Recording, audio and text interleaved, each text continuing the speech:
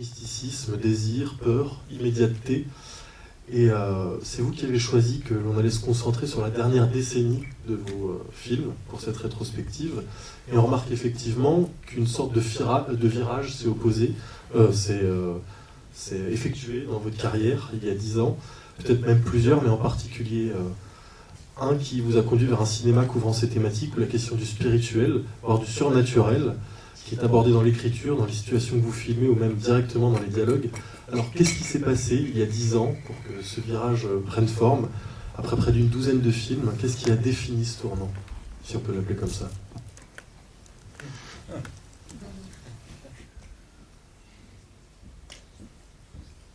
Je sais pas.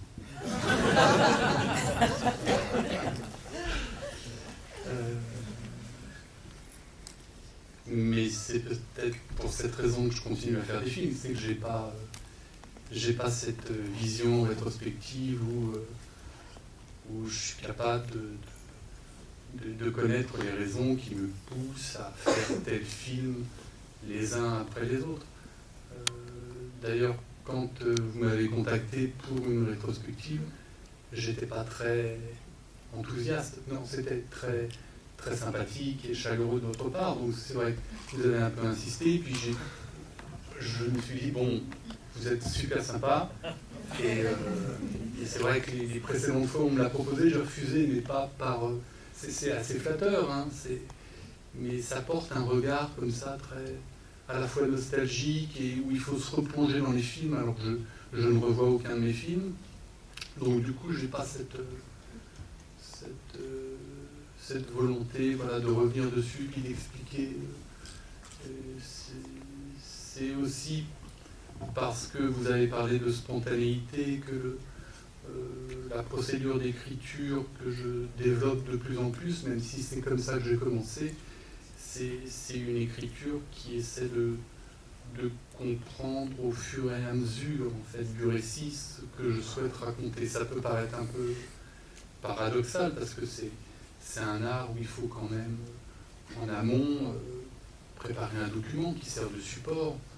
Donc, mais le cinéma est paradoxal parce que c'est quand même on fabrique des objets qui sont dans lesquels plusieurs personnes participent à leur création. Donc c'est en même temps du partage et puis c'est en même temps une reconquête à chaque fois pour essayer d'avoir le dernier mot et la mainmise sur l'objet.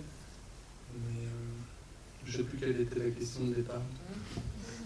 Quand on était en programmation de cette rétrospective, j'avais commencé à vous dire, ça serait bien de revenir sur votre premier film, sur La Clé, puis sur Talasso, etc. Et vous m'avez dit non, sur la dernière décennie. Oui, ça paraissait plus simple. Voilà, ça paraissait plus simple. Peut-être parce qu'aussi je clôt 3 décennies, un peu de films, et que du coup ça semblait plus cohérent, voilà, de s'attacher à ces 10 dernières années et que vous choisissiez à l'intérieur quelques films. Et puis je travaille avec Sylvie Piala depuis une dizaine d'années aussi, donc il y avait quelque chose qui semblait comme ça un peu plus juste que d'aller chercher des films plus anciens. Et en plus, j'ai l'impression de ne pas les connaître, ces films-là. C'est un peu comme si je ne les avais pas faits non plus. Mais parce que je perds aussi la mémoire. Donc du coup, comme je ne les vois pas, et comme j'ai très peu de traces de ces films chez moi en même temps, les seules personnes qui me rattachent à eux, c'est quand je croise des gens qui ont participé.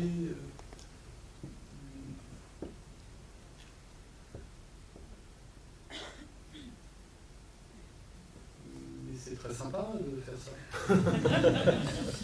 En tout cas, vous avez parlé de Sylvie Piala et ça allait justement être l'objet de la question suivante, parce que dans cette dernière décennie, justement, effectivement, on voit les différences.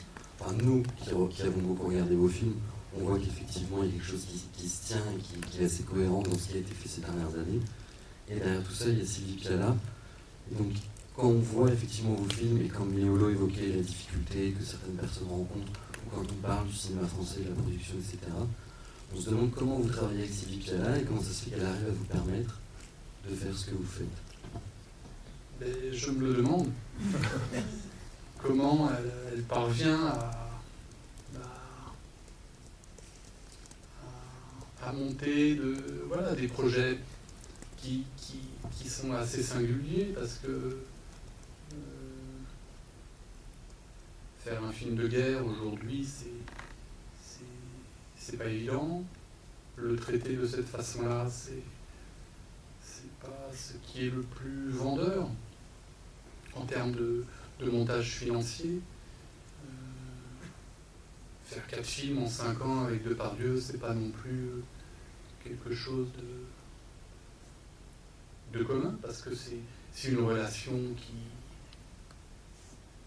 réclame beaucoup d'énergie, mais qui donne également beaucoup de plaisir et qui était très très stimulante. Mais ce sont des projets assez atypiques, puisque vous allez proposer The End. Tout à fait. Oui. Et Sylvie Piala le présentera dimanche matin.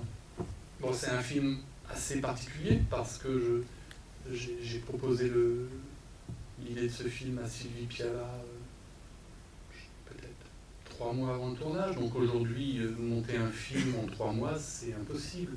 Donc elle a trouvé un moyen qui était celui de le proposer en e-cinéma premium, de façon à ce que le film puisse se financer avec une seule source, en fait. Et puis le film, en fait, c'est un rêve. C'est le rêve que j'ai fait. J'ai demandé à Gérard Depardieu de jouer mon propre rôle dans ce rêve. Donc ce sont des paris un peu singuliers aussi. Ce sont des aventures où l'expérience filmique prend le dessus aussi. C'est la façon dont on vit le tournage aussi qui fabrique le film. Donc j'essaie de tendre le plus possible, même si je me suis toujours investi, j'ai essayé de m'investir de la façon la plus juste dans chacun des films, mais l'introspection a pris le pas depuis plusieurs années, où du coup j'ai exploré le film de genre pendant une dizaine d'années aussi, dans lequel les intrigues personnelles étaient plus souterraines, où je me servais de cet alibi du genre pour raconter des histoires d'une façon peut-être plus classique. Mais c'est comme si les 5-6 derniers films étaient dégraissés d'une certaine façon de ce cadre du film de genre qui du coup est plus rassurant comme ça en façade, mais sans doute plus presque complexe à déchiffrer si on veut faire abstraction de la trame narrative qui conduit les personnages à accomplir des actions, alors que là, que ce soit dans La Religieuse ou dans Valley of Love ou The End, ou même ces deux comédies assez hybrides qui sont L'Enlèvement de Michel Houellebecq ou Thalasso, le rapport de l'intimité qu'on tisse entre les protagonistes et moi est plus perceptible aussi, parce qu'il y a une espèce de jeu permanent entre les rapports qu'on entretient sur le plan privé et puis l'alibi, l'histoire qui nous sert de cadre, dans lequel on essaie de tisser une espèce de maillage très poreux entre notre intimité et ce qu'on propose dans le film.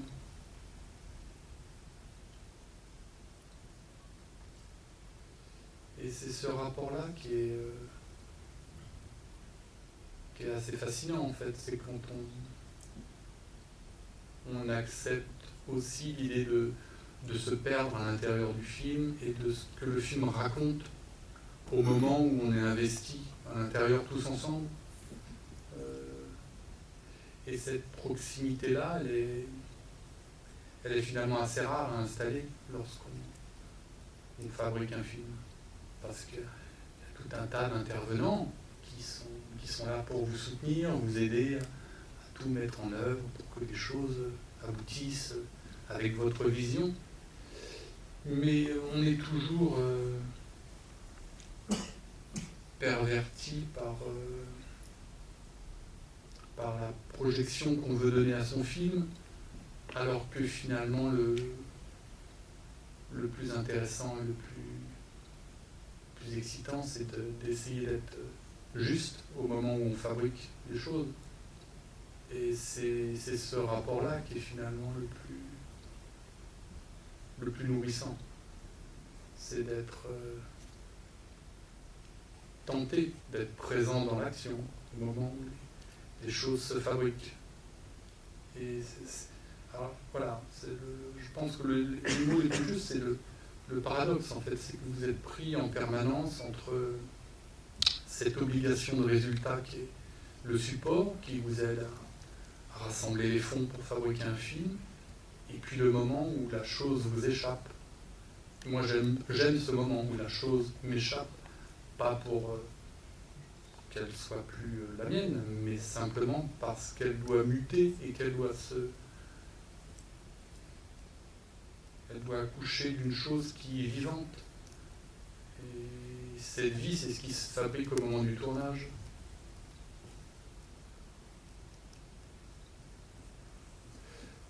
J'essaie de pas... c'est pas une théorie, hein, du tout. Hein. J'essaie d'être... de trouver les mots les plus proches de ce que je ressens quand je fabrique un film. Quand j'essaie de lui donner ce supplément qui est celui qu'on attend d'un scénario. Mais en même temps, je conçois et j'apprécie des films qui sont fabriqués d'une façon totalement différente. Vous parliez du fait de dégraisser le film du cadre du genre, et vous avez des étudiants à la FEMIS, vous donnez des cours à la FEMIS, et non, c'est fini. Vous donniez, et vous dites que vous avez essayé d'aider les étudiants à désapprendre justement, pour que l'écriture ne soit plus quelque chose qui vienne de l'esprit ou de l'imaginaire, mais de l'inconscient.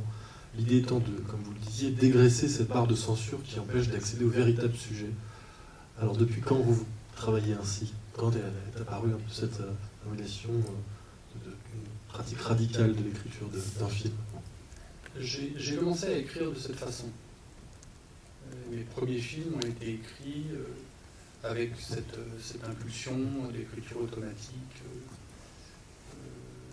Donc j'ai exploré ce moyen d'inventer au jour le jour. J'ai eu la possibilité, grâce à des personnes qui m'ont permis de le faire. L'expérience la plus troublante a été celle d'écrire un film au jour le jour. Et ça, j'ai pu le réaliser grâce à Pierre Chevalier, à un moment donné, qui était directeur de l'unité de fiction d'Arte, et grâce à Michel Piccoli, qui a accepté cette aventure. Et ça, c'était assez compliqué quand même, hein, parce que j'étais très jeune et... 23. Oui, c'est possible, 23. Et évidemment, quand vous avez Piccoli en face et puis Raoul Coutal à l'image, et que les deux ensemble se mettent à parler que de Godard, du coup vous êtes un petit peu sur la touche quand même, hein, c'est quelque chose. Mais heureusement j'avais déjà travaillé avec Raoul Coutal, grâce aussi avec lequel j'avais fait mon premier film. Donc j'étais choyé et en même temps on est mis à rude épreuve quand on doit écrire un film au jour le jour avec un acteur comme Piccoli. Donc ces moments de spontanéité et d'invention obligatoire, c'est quand même un des arts dans lequel vous êtes obligé d'avoir... on vous demande d'avoir du talent sur commande et à heure fixe. Donc vous êtes fatigué, si vous n'avez pas d'inspiration, assez peu de producteurs vont vous laisser partir puis rentrer vous reposer. Donc, mais en même temps, c'est une astreinte qui permet d'explorer la liberté dans la contrainte. Et ça, c'est très très excitant aussi. C'est peut-être pour cette raison-là que beaucoup de mes films se placent dans un cadre d'enfermement, et que ce soit dans la jungle ou dans la vallée de la mort, dans une forêt ou dans une maison où Houellebecq est enlevé, ou dans un centre de thalasso, ou dans des couvents de la religieuse, cette notion d'enfermement, elle est récurrente. Est-ce que vous essayez justement de regarder comment est-ce qu'un contexte, un décor, comme tous ces endroits où vous isolez un peu vos personnages, peut influer sur leur comportement? Parce qu'effectivement, on a l'impression que l'endroit où ils sont dirige un peu même ce qui va leur arriver, et particulièrement dans The End avec la forêt, ou ce soir, comme on le verra dans la vallée de la mort. Oui, parce que les décors sont des personnages principaux, et ils ont une influence évidemment très, très, très forte sur la façon dont on se comporte. Dans la vallée de la mort, l'accablement de la chaleur, les modifications organiques, lorsque vous avez 60 degrés pendant une semaine, ça agit sur le corps, sur l'esprit, ça vous place dans un mood très particulier où tout le monde capte toutes ces résonances qui donnent une tonalité au tournage et mobilise des énergies que vous n'auriez pas si vous étiez en studio. Et le décor est capital en fait. Pour moi, c'est quelque chose qui nourrit énormément toute la fabrication. Et nos comportements, nos émotions. C'est pour ça que vous dites peut-être que le cinéma opère une forme d'hypnose, en ce sens. Oui, mais surtout l'hypnose en tant que spectateur. C'est comme ça que j'ai découvert le cinéma. C'est dans sa capacité à nous plonger dans un état d'hypnose, d'abandon et c'est finalement ce qu'on recherche en multipliant nos expériences cinématographiques, que ce soit moi en réalisant des films, mais également en tant que spectateur. C'est l'oubli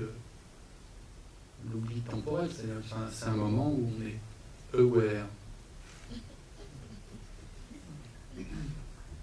Donc c'est ce qui est fascinant en fait avec le cinéma, c'est de pouvoir, on s'abandonne, et on s'abandonne avec des films qui nous regardent, ou nous qui regardons des films, et c'est une espèce de mélange comme ça, ça peut être très pervers, et puis en même temps c'est ça qui est bien.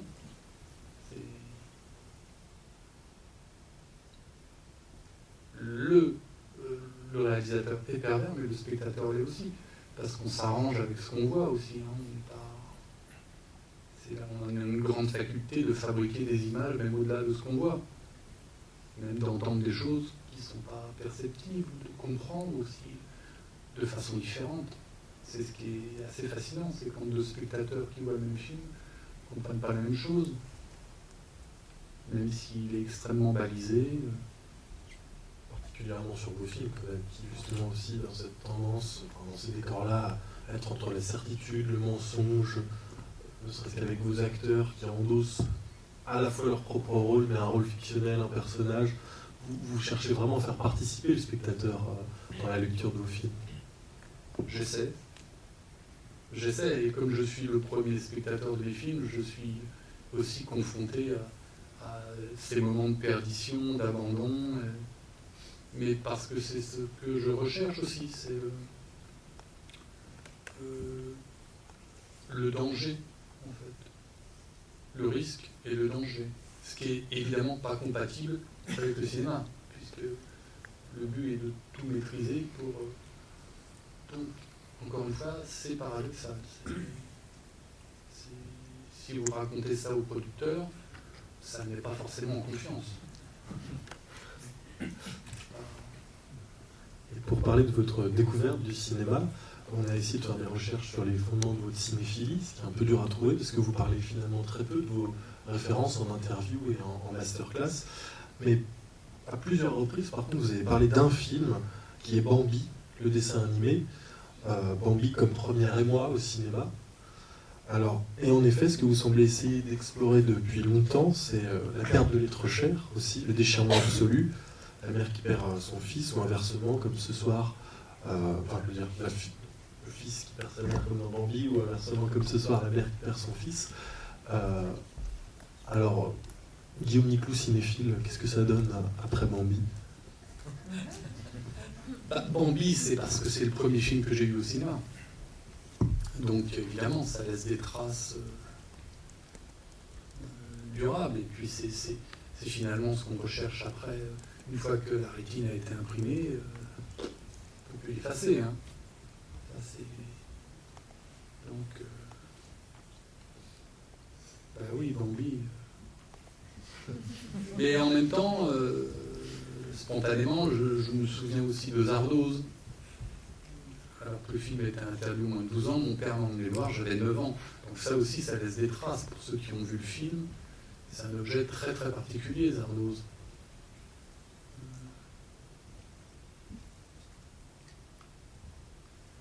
Vous voulez qu'on parle d'autres films? Ouais, j'avais noté...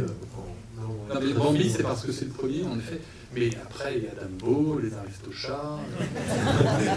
il y a Fritz de Todd Browning. Oui, alors ces films-là, j'ai eu la possibilité de les voir parce que je les ai découverts en fait au ciné-club. Il y avait un ciné-club à la télévision à l'époque. Voilà, le cinéma de minuit, le ciné-club. Donc c'est vrai que ces films-là, j'ai pu les découvrir très tôt sans les comprendre. Mais la puissance des images fait que ça aussi, ça imprime des émotions en nous qu'on ne comprend pas, mais qui sont extrêmement puissantes. Donc que ce soit Todd Browning, que ce soit le manuscrit trouvé à Saragosse, ou La maman et la putain. Alors, à la fois, c'est terrible de les avoir vus aussitôt, et en même temps, ça a forcément nourri ma curiosité et ce goût pour l'étrange, et le fait de pouvoir ressentir des choses sans les comprendre aussi. C'est ce qui est assez fascinant, c'est de ne pas vouloir tout rationaliser et forcément trouver des explications. On sait bien que très souvent les questions sont plus intéressantes que les réponses.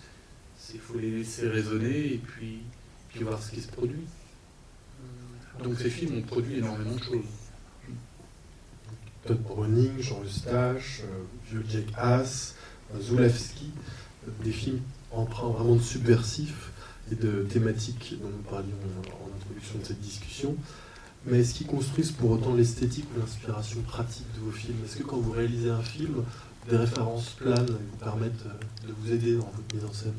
Sans doute, de façon inconsciente, sans doute, oui, forcément. Mais il n'y a jamais eu de support visuel faisant appel à un film pour, il ne me semble pas. Certains photographes, oui, nous ont servi de repères, mais je me souviens que sur La religieuse, je regardais le film Edvard Munch de Peter Watkin. Et là, je pense que c'est pour ça que j'ai demandé à Pauline Etienne et à Marc Barbet de regarder l'objectif dans une scène. Voilà un film très très troublant.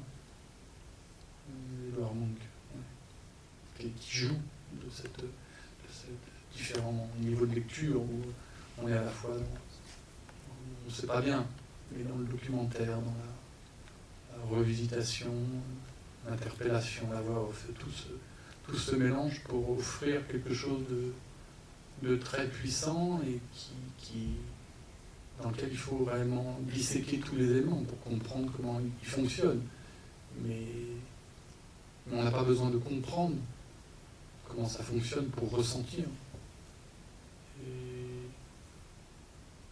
la suggestion est souvent presque plus puissante que le fait de montrer les images et de les inscrire visuellement. C'est pour ça que le grand plaisir du spectateur aussi, en dehors du moment où on visionne un film, c'est de le laisser ensuite s'imprimer et résonner.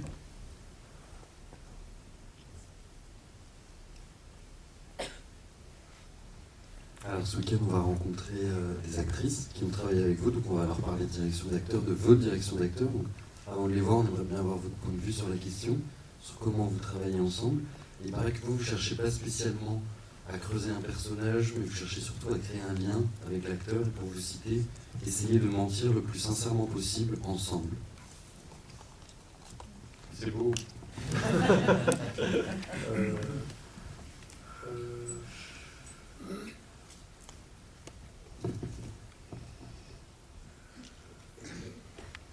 Comment... Françoise Lebrun et Pauline Etienne que nous allons recevoir hier.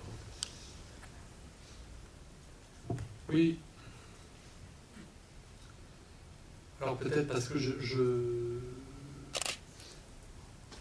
j'essaie d'être le plus économe, en fait. J'essaie de préserver au maximum le moment où on va fabriquer ensemble.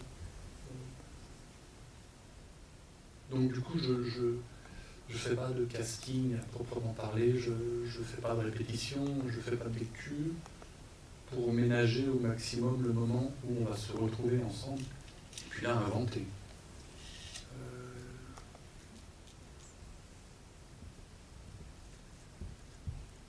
Par contre, j'empêche pas du tout l'acteur de travailler, lui, en amont.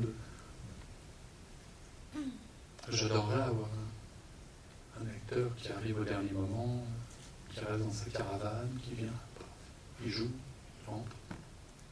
De ne pas avoir à lui parler.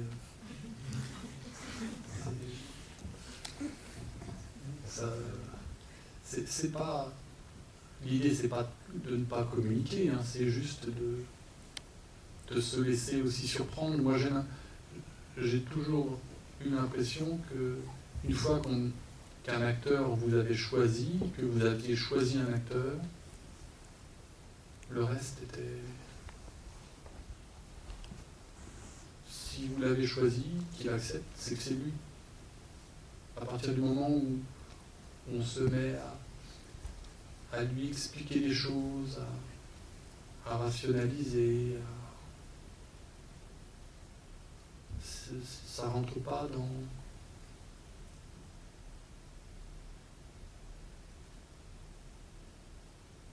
Et le risque et le danger participent à cette découverte aussi. De se laisser imprégner l'un et l'autre, parce qu'il n'est pas... ce qu'on va cerner au moment où la chose se fabrique et pas forcément en amont.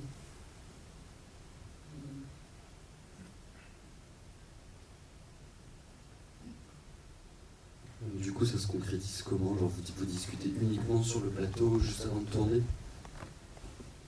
On essaie de parler de tout sauf du film.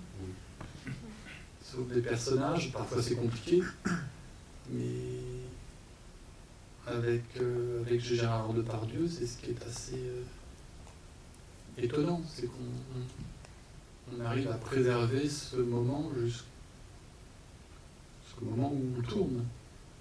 Je vais même demander de ne pas lire les scénarios et de découvrir le texte au moment où il arrive dans l'oreillette. Mais parce que c'est aussi une personne qui fonctionne de cette façon, avec une espèce de justesse qu'il essaie de préserver jusqu'au moment où les choses se mettent en route, parce que il aime ces moments de vérité. Alors que ce soit pour interpréter, que ce soit dans un film de Duras comme Le Camion ou L'inspecteur de la Bavure, ça ne change rien. C'est l'instant de vérité qui compte.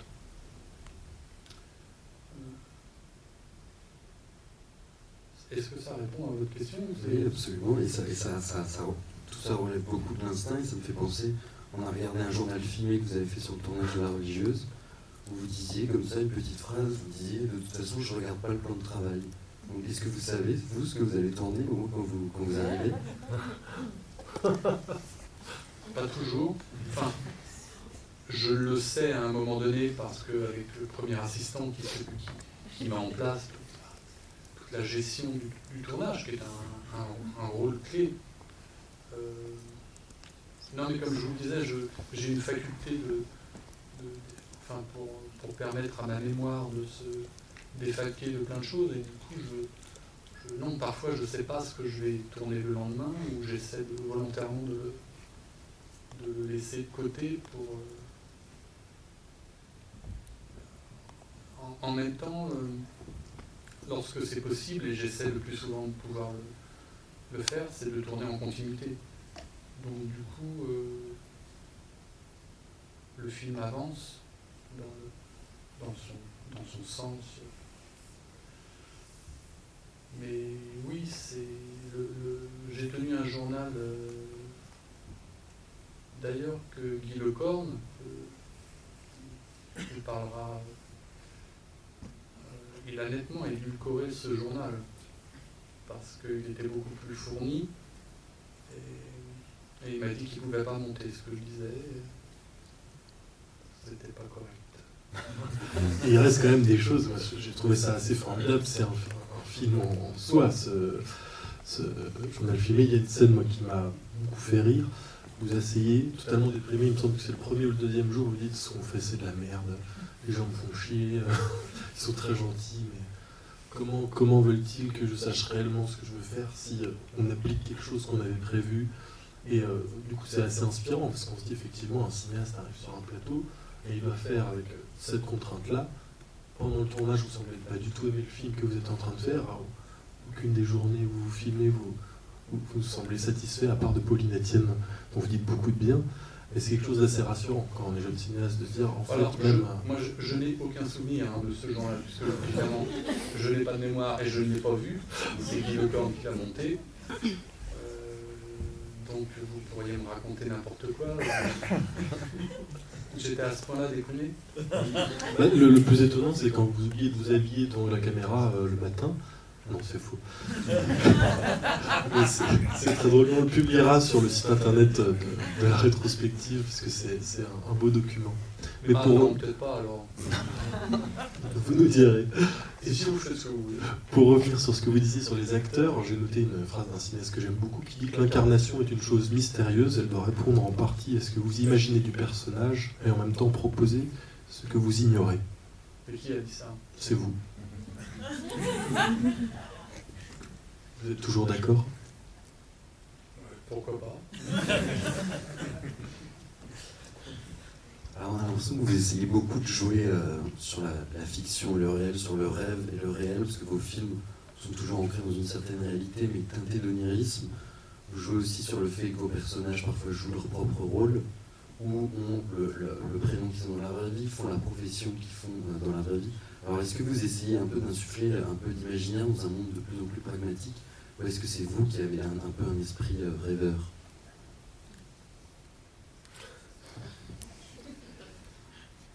Peut-être, oui. Peut-être. Mais c'est une question. Dans le fond, la question c'est pourquoi est-ce que vos personnages en fait sont parfois proches de ce qu'ils sont dans la réalité? Est-ce que vous essayez de créer une autre forme de réalité, de créer une confusion? Mais je ne sais pas. Je ne sais pas. Il y a énormément de choses que je ne sais pas. Vraiment, peut-être encore plus aujourd'hui que d'habitude.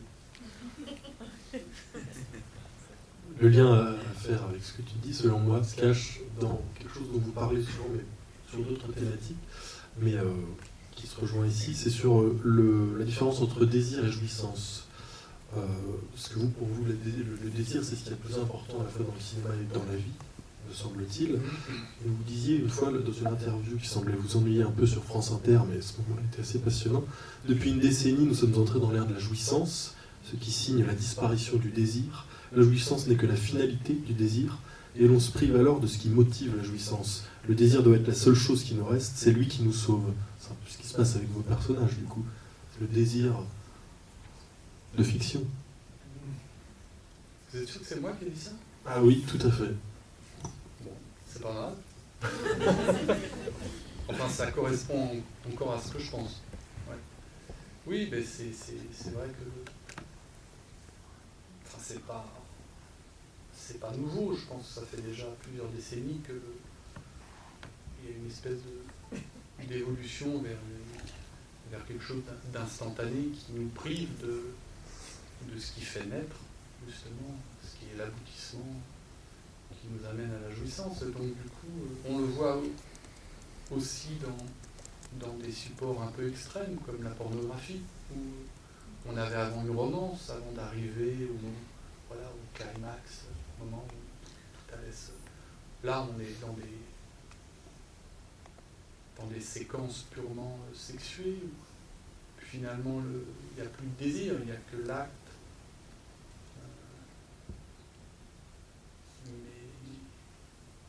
Mais c'est quand même ce qui motive tous nos instants de vie les plus captivants, c'est justement de ne pas savoir si on va parvenir. Donc c'est le désir, et c'est ce qui est le moins compréhensible, en fait. C'est assez beau ce que dit Duras sur le désir, cette impossibilité de dire ce que c'est. C'est très compliqué. On n'a pas réussi à le localiser tout à fait, quand même, cette partie du cerveau qui déclenche par moments des envies soudaines qu'on n'arrive pas à expliquer. Mais c'est à la fois l'état amoureux, c'est à la fois la colère, on passe par une palette ample quand même dans tous ces états. Et le désir, c'est ce qui nous pousse en effet à explorer des zones qui souvent font beaucoup plus appel au ventre qu'à la tête. Enfin, il y a quelque chose qui nous choque, quoi. Mais cette notion de désir, elle me semble aujourd'hui assez parfaitement corrélée à la notion de divertissement. Par exemple, les œuvres qui sont un peu qui sont banalisées justement juste dans ce divertissement plutôt qu'une délectation progressive de la compréhension du récit et de sa lecture. D'accord. Et j'en reviens justement à vous parler de ça parce que souvent on entend le cinéma est mort, et vous l'avez déjà dit, mais en disant mais aujourd'hui c'est parce qu'on fait du digitographe. Tu dis que le cinéma est mort? Non, vous disiez le cinématographe n'existe plus, Ah, oui, oui, mais parce que nous sommes entrés dans l'ère du digitographe. Oui, ça c'est pour faire une formule. Mais ce qui est intéressant, c'est que justement vous avez exploré de nouvelles plateformes, le e-cinéma, la télévision, l'expérience de la salle obscure ne semble pas être au centre de vos préoccupations lorsque vous avez l'envie de faire un film.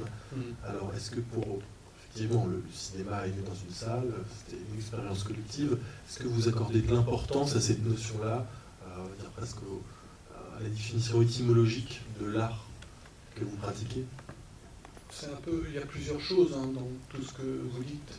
C'est assez passionnant parce que moi ce que j'aime, c'est la mutation en fait, et la sanctuarisation du cinéma, cette espèce de peur, parce qu'il y a une culture de la peur qui environne tout ça. La même peur a existé au moment des VHS, au moment du DVD, voilà. Tout un ensemble de nouveautés qui créent la peur et qui enferment les gens dans une espèce de protectionnisme. Je ne sais pas ce qu'il va advenir.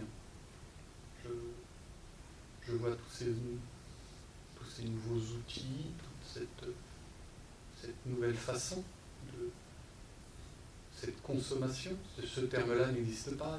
Il y a 20 ans, on ne consommait pas. Aujourd'hui, on est dans une boulimie et dans un entraînement comme ça, perpétuel de captation et comme une addiction également. On le voit avec le phénomène des séries, que j'affectionne énormément. Mais donc notre façon de regarder, d'apprécier a changé aussi. On tolère moins je pense, l'ennui. Et l'ennui au cinéma, c'est souvent captivant parce qu'il n'y a rien de plus beau que d'être récompensé à la fin d'un film alors qu'on s'est ennuyé. C'est souvent très... On se sent parfois mieux que lorsqu'on a été intéressé pendant tout un film, qu'on sort de la salle et qu'on ne se souvient de rien. Alors qu'on se souvient souvent s'être ennuyé.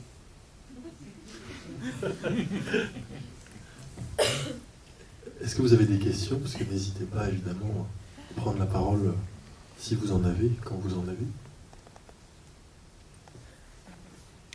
Alors vous avez aussi écrit des romans et fait du théâtre, donc il y a toujours l'envie de raconter des histoires. Et du coup je me demandais, vous qui aimez vous mettre en danger, justement pour ce que vous disiez tout à l'heure, qu'est-ce que vous a apporté le cinéma que vous n'a pas apporté une autre expression artistique ou une autre manière d'écrire des histoires?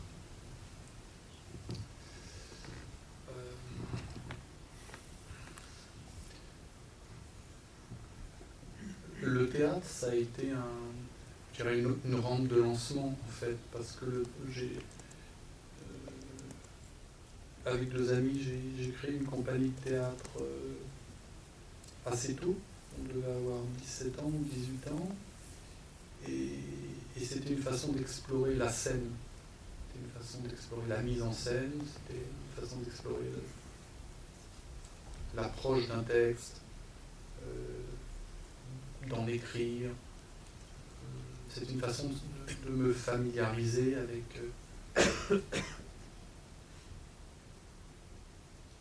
un plateau et de voir quel rapport, qu'est-ce qui se passait au moment où on essayait d'inventer une histoire et de la mettre visuellement sur une scène.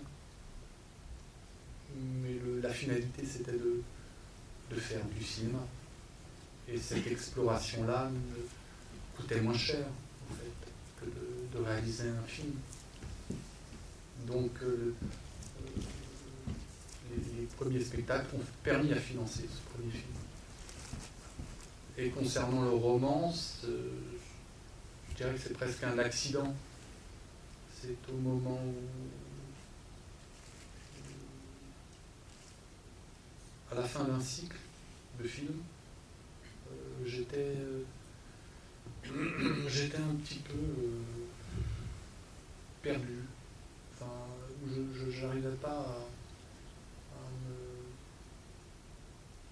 à trouver le moyen de rebondir après ce dernier film.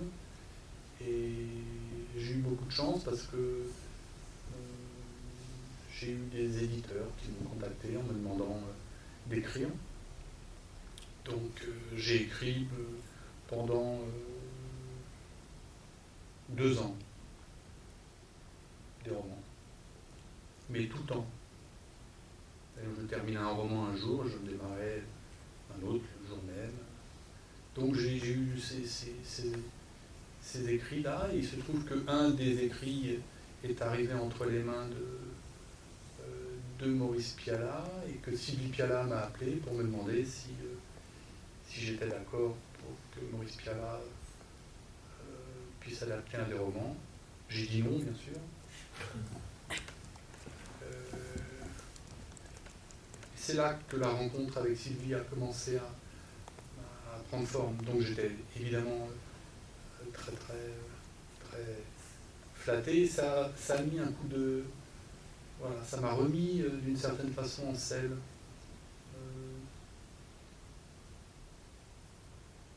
Donc voilà, ça a été une parenthèse très courte, mais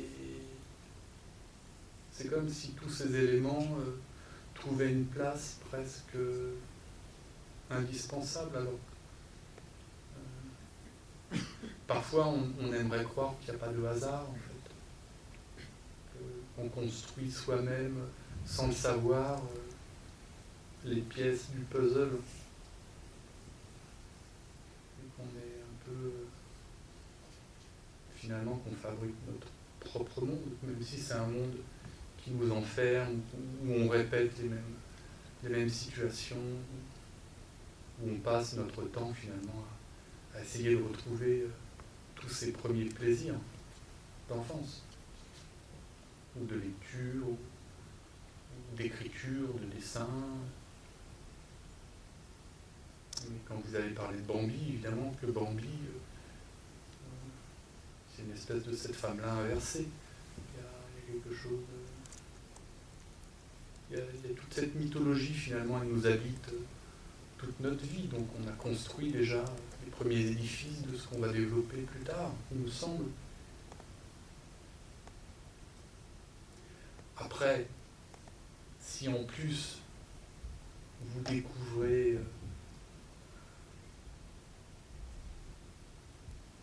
dans l'analyse tout un tas de pièces manquantes qui vous permettent de continuer d'explorer des zones qu'on laisserait peut-être un peu en jachère ou de côté.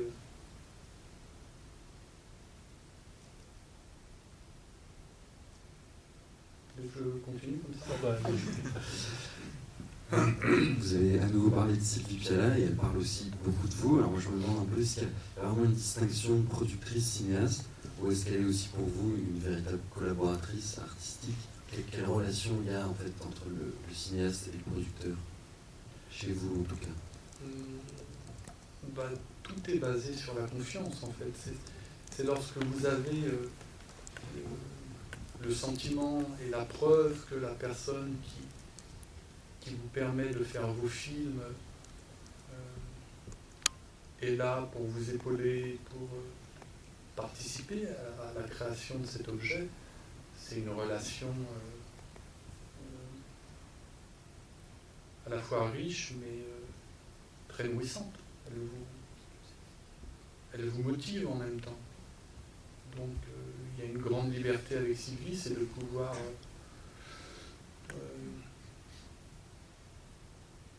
pas forcément lui dire ce que va raconter le film, mais lui donner envie d'être là dès le départ pour m'accompagner et permettre au film qu'il existe.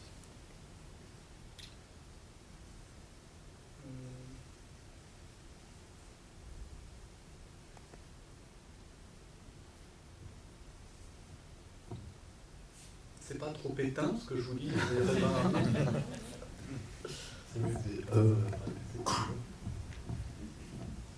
J'ai une question.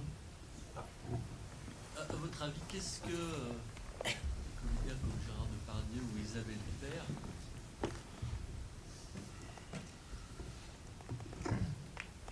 bonjour. À votre avis, qu'est-ce que des comédiens comme Gérard Depardieu ou Isabelle Huppert ou d'autres viennent chercher dans votre cinéma? Pourquoi ça les intéresse de rentrer dans votre cinéma? Je ne peux pas vous répondre.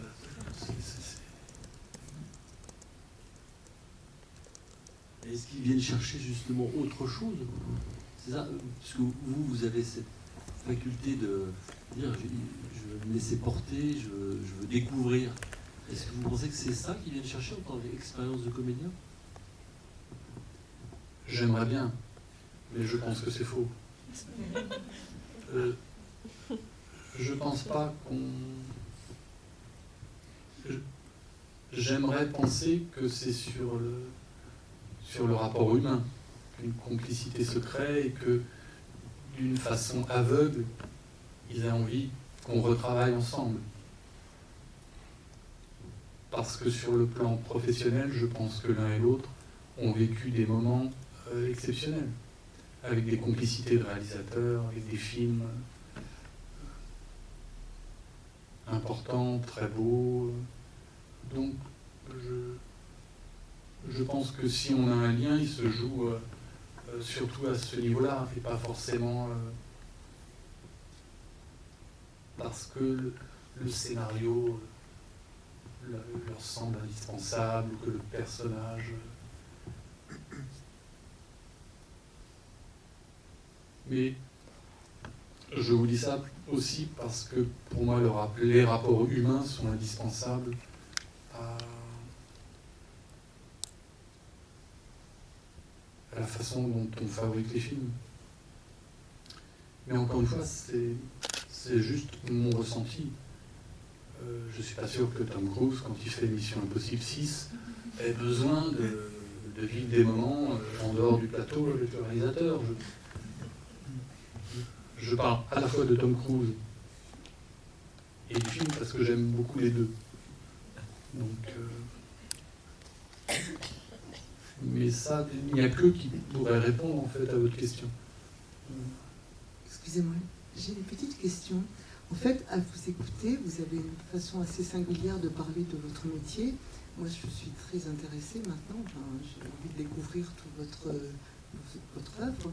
Et je me pose la question, vous avez l'air de dire que vous laissez tellement les choses se faire, vous êtes curieux de ce qui va arriver, vous laissez l'autre, donc l'acteur, vous proposer, parce que sa façon d'interpréter.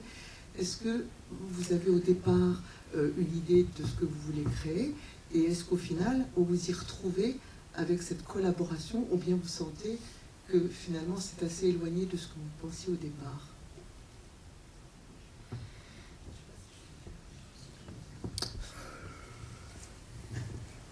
Non, il y a quelque chose de précis au départ. C'est le scénario. Le scénario est précis. Mais ensuite, c'est toute la chair, tout le sang qui va irriguer, en fait. Et le sang, c'est ce qui va se passer physiquement, organiquement, au moment où on va fabriquer cet objet. Donc, j'essaie que ces éléments-là prennent aussi le dessus. Et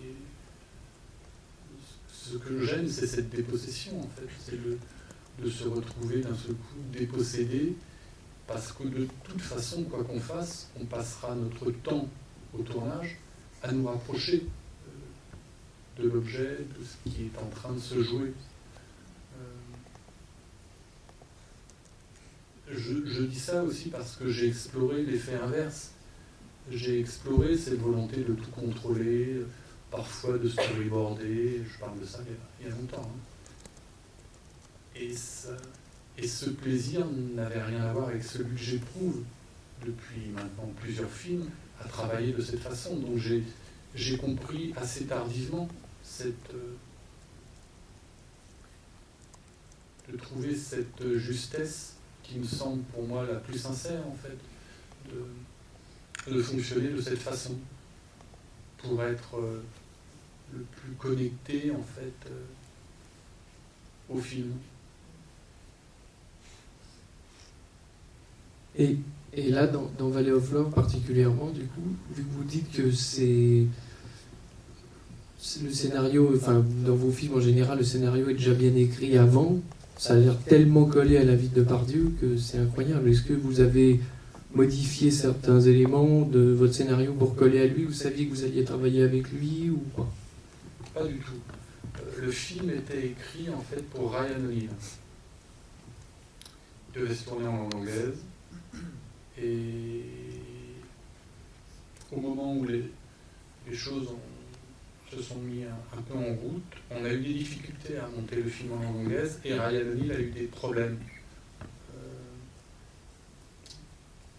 Je ne rentrerai pas dans les détails, mais d'une façon en fait assez troublante, lorsque j'ai appelé Sylvie en lui disant bon bah voilà, on ne fera pas le film avec Ryan O'Neal, il n'y a qu'un acteur qui peut faire ce film, c'est Gérard Depardieu. Donc très vite, elle a fait le pont entre lui et moi, et j'ai réécrit en fonction de ce que je fantasmais de Gérard et des rencontres qu'on a eues ensemble. Et curieusement, je trouve des affinités en fait entre Ryan O'Neal et Depardieu sur le plan privé. Et pourquoi je vous dis ça? Parce que oui, le film a été réécrit, enfin le personnage de Gérard a été réécrit. Et du coup... C'était Isabelle Huppert? C'était Isabelle Huppert. Et du coup, ce couple, cette revisitation du couple, après Loulou, a évidemment eu des résonances également. Dans l'écriture, lorsque j'ai commencé à réécrire, et puis en tournant, puisque c'était des retrouvailles. Et on a joué avec ça aussi.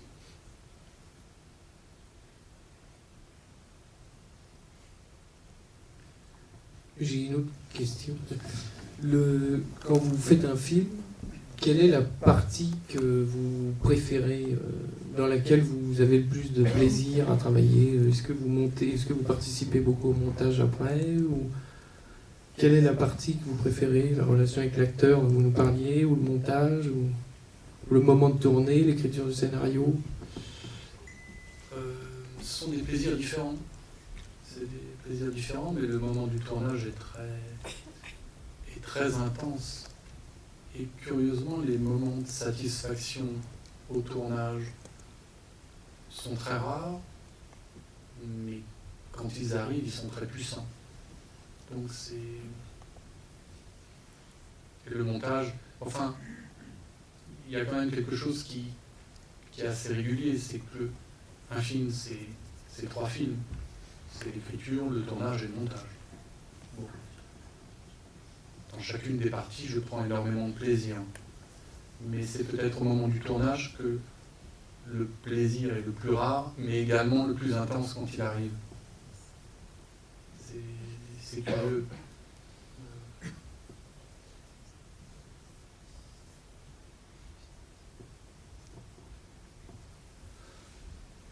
Et vous êtes quelqu'un qui tournait vite? Oui, assez.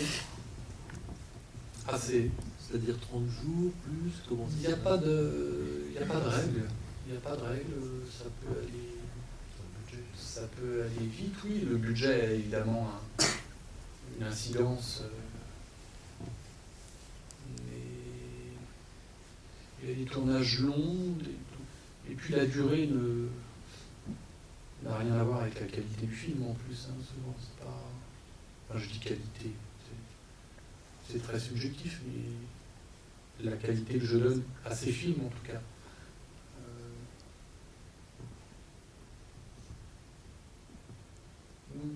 Dans les deux cas, que ce soit un tournage court ou un tournage long,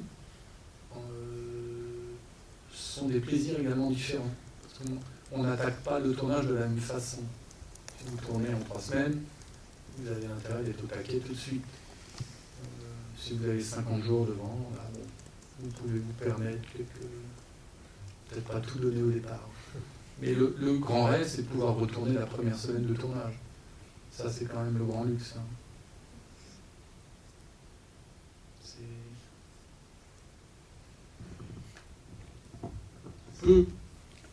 Peu parviennent à le faire, mais certains continuent à le faire.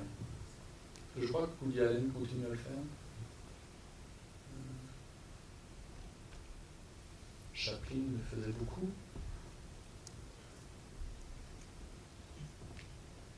Je ne fais pas de comparatif. Et vous n'avez pas du tout parlé de l'image, enfin, le cadre et la mise en image, votre relation par exemple avec votre chef opérateur.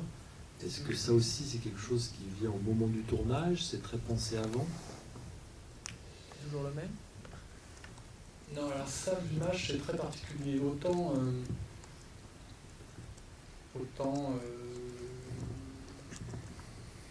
directeur artistique, monteur, il y a comme ça des postes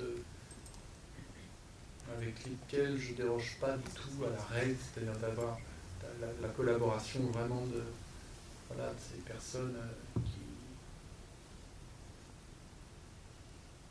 qui me semblent indispensables pour... Autant le chef opérateur, je suis très très infidèle. Et parfois même, je retarde le moment, je retarde la décision, même si j'ai fait plusieurs films avec Christophe Offenstein, avec Yves Fiet. Mais par exemple, pour Les Confins du Monde, j'ai retardé. Christophe Offenstein n'était pas libre. J'ai retardé. Puis à un moment donné, il a bien fallu que je propose à quelqu'un. Et j'ai juste demandé à un ami réalisateur s'il avait quelqu'un à me conseiller. Il m'a dit bah oui, j'aime beaucoup ce que fait ce chef opérateur. Alors je l'ai rencontré et j'ai décidé de faire confiance à cet ami. Donc j'ai rien vu du chef opérateur. Ça rajoutait une dimension dangereuse aussi au projet. Mais j'avais confiance aussi dans cet ami. Une dernière question. Et justement, concernant l'image, j'aurais aimé savoir quel est votre rapport au beau, parce que s'il y a quelque chose qui me marque dans vos derniers films de la décennie, c'est l'esthétique de l'image. Et donc, j'aurais aimé savoir comment est-ce que vous abordez le beau et l'esthétique dans vos films. Est-ce que ça vous vient... Est-ce que c'est vraiment travaillé ou d'où ça vient? Je ne sais pas. Les choses... Il y a eu parfois des repères pour la religieuse avec Yves Kell. On s'est attaché à la trichromie du début du XXe sur certaines photographies pour essayer d'isoler les trois primaires de la couleur et puis essayer de... Voilà, comme ça. Bon, ça c'est une petite tambouille personnelle. Comment? Je travaille sur la peau aussi, les maquilles. Oui. Sur d'autres films, ça se cristallise parfois très tardivement. C'est pas forcément. Je sais qu'avec Pierre-William Glenn, sur cette femme-là, on avait vu un film qui nous avait plu. Je ne me souviens plus du titre.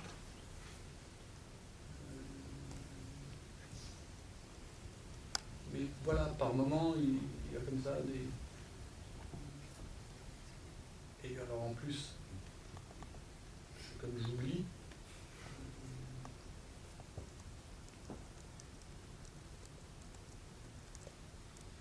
il est parti. Passe le micro.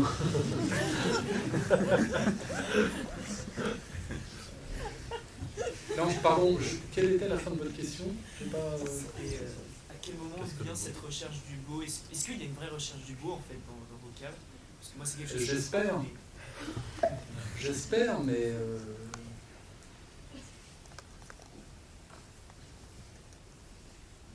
oui, oui. Enfin, il y a quelque chose qui est en tout cas récurrent dans le cadre. C'est la croix. Et je ne peux pas vous expliquer pourquoi, en fait. Mais je sais que ça a été source de conflit une fois avec un chef opérateur. Où il n'a pas voulu mettre la croix. La croix, c'est ce que vous avez au milieu du cadre. Et le plus souvent, c'est pour ça que je n'aime pas cadrer, mais les chefs opérateurs qui travaillent avec moi savent que la croix compose le cadre, en fait. Donc une fois qu'on a la distance et qu'on a la croix, on a le cadre. Et c'est peut-être la seule chose qui m'enferme encore. Je ne me suis pas débarrassé de cette chose.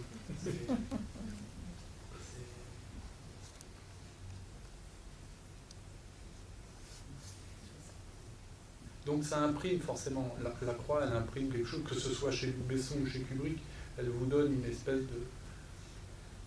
Ça impose un cadre qui a une impression comme ça très rigoureuse et très choisie.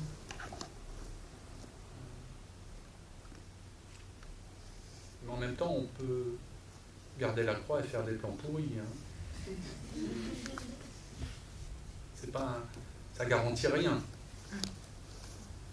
Mais en tout cas, c'est peut-être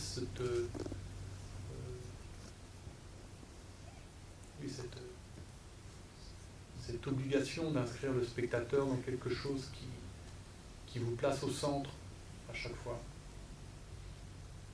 Donc ça donne une impression de rigueur, mais c'en est pas forcément, en fait. Alors une dernière question avant de passer à la projection du film. Moi j'avais une petite pardon, question. excuse-moi. Bonsoir. Je voulais savoir, puisque vous ne faites pas passer de casting, comment vous rencontrez vos acteurs, à part quand c'est Depardieu ou Isabelle Huppert? Brigitte. Si on prend le cas de Pauline Etienne,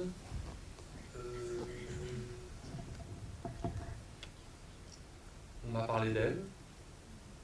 Elle est venue, on s'est rencontrés. Et puis il se passe quelque chose, mais il ne se passe rien au moment où je la vois et où je l'entends parler. Et donc, voilà. Ça s'est arrêté là. Quand elle est entrée, je l'ai vue. Et je me suis dit, bah oui, c'est pas mal, ça, c'est bien, c'est elle. J'ai eu le sentiment que c'était elle. Et une fois que ce sentiment-là il est ancré, j'essaie de faire confiance à ce sentiment-là. Donc j'ai pas envie du tout de le pervertir avec la rencontre de 10, 20, 50 autres personnes. J'essaie de faire confiance à l'instinct et à la spontanéité de ce qu'on ressent au moment où on rencontre quelqu'un. Mais j'essaie aussi de privilégier ces instants dans les rencontres de tous les jours. Donc c'est pas, pour moi, c'est assez conforme à la façon dont ça se passe dans la vie. C'est peut-être ça qui dénote un peu avec une procédure habituelle. Et donc, évidemment, c'est différent, je l'ai dit, avec Gérard ou avec Isabelle Huppert. Et puis aussi, il y a tout ce qui appartient à notre propre mythologie cinéphilique, c'est-à-dire que quand j'ai demandé à Maria Schneider de jouer dans Une affaire privée, j'ai pas eu besoin de la rencontrer avant. Parce que ça suffit. Elle était là. Et c'est tout ce qui compte. C'est c'est l'émotion que j'avais eue en voyant les films dans lesquels elle avait joué, qui rentrait dans ce que j'allais lui demander. Et ce que j'allais lui demander, c'était écrit. Donc j'ai pas besoin de pervertir par une rencontre qui allait dénaturer la surprise et ce qu'elle allait proposer en fait. C'est ça que j'essaie de préserver, c'est la surprise aussi, le moment où je vais me faire choper.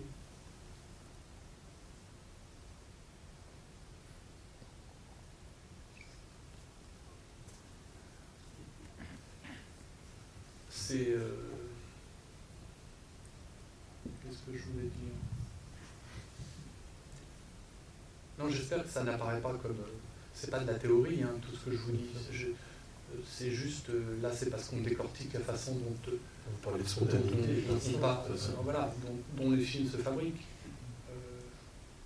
Il y a eu des films et des moments où j'étais beaucoup plus constructif. Hein. Enfin, en amont. Même si ça se construit inconsciemment, c'est-à-dire que la construction, elle s'opère.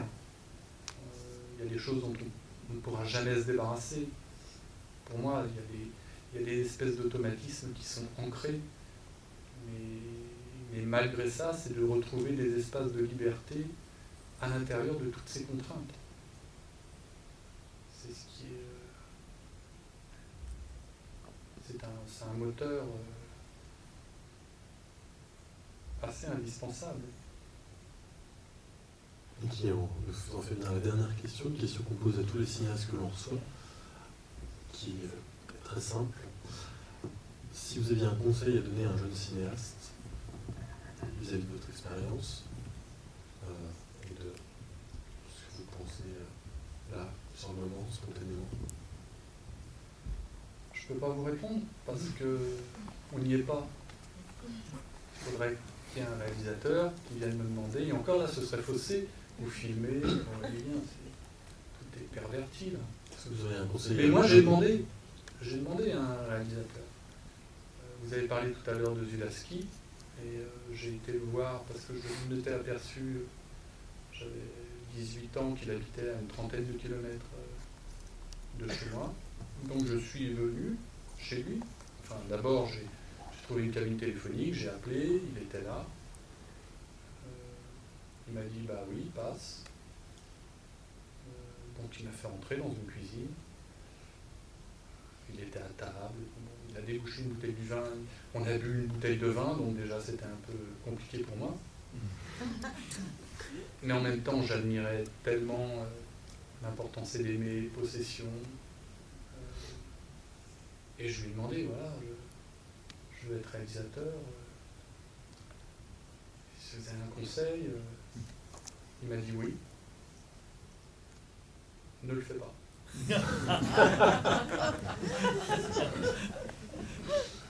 Voilà, c'est le meilleur des conseils. Ne le faisons pas. Voilà. Eh bien, merci beaucoup Guillaume Niclou. Et on va passer à la production de la